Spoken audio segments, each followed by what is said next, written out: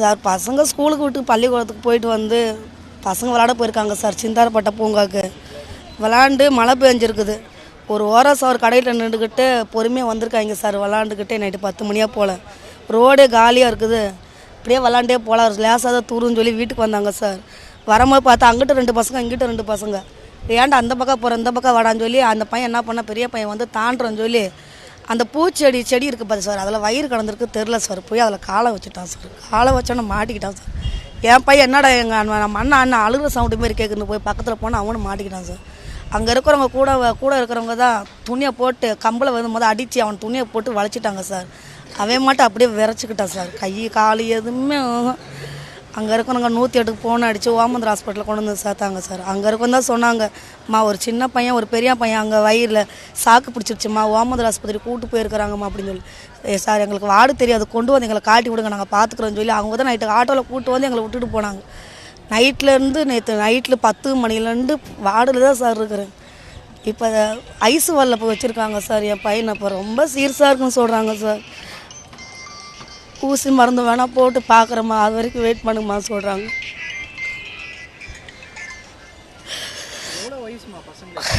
பையனுக்கு 15 வயசு ஆகுது சார். 15 வயசு ஆகுது சார். 8ஆம் கிளாஸ் முடிச்சுட்டேன் சார். இந்த பையன் 4 வயசு சார். மொத்தம் 4 பசங்க தான்.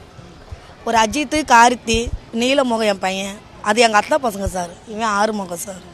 நீங்கள் 4 பேர் வேறு சார் இதை விளாண்டுட்டு வந்திருக்காங்க. அந்த நேரத்தை யாருமே இல்லை, அவங்க தான் போகிறவங்க எவனோ ஒரு ஆட்டோக்காரனோ ஒரு பைக்குக்காரனை மறைச்சி தான் சார் அவங்க காப்பாற்றினாங்க. இல்லைன்னா அவங்க 2 பேருமே செத்து போயிருப்பாங்க சார். எங்கே சார் வீடு வாசல் இருக்குது, 10 ரூபா பிழைக்கணும் தான் சார். வந்து பிளாட் புறத்தில் கிடக்குறேன். நம்மளும் தான் ரோட்டில் கிடக்குன்னா பசங்களாச்சும் கவர்மெண்ட் ஸ்கூலில் படிக்க போகலான்னு கிடக்குறேன் சார். எங்கள் வீட்டுக்காரர் ஒரு கால் ஒரு கை முடியாது. நான் இப்போ எங்கிட்டாச்சும் போய் 10 ரூபா சம்பாதிச்சது என் குடும்பத்தை பார்க்க முடியும்.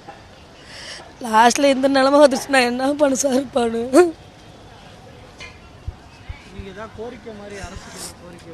அதெல்லாம் நான் பார்த்ததில்ல சார்.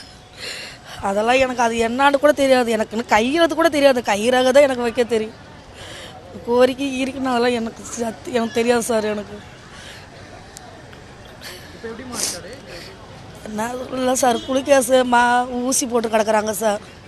அதுதான் குளுக்கேஸ் தான் சார் ஏறிட்டு கிடக்குது. இன்னும் கையை ஆட்டலை, காலை ஆட்டலை, கண்ணு கூட திறந்து பார்க்கல சார். நானும் பெட்டில் பக்கத்தில் உட்காந்து பார்த்துட்டு தான் சார் இருக்கிறேன். வர டாக்டர் பார்த்துட்டு ஊசியை தான் போடுறாங்க. என்னான்னு கூட பார்க்க கூட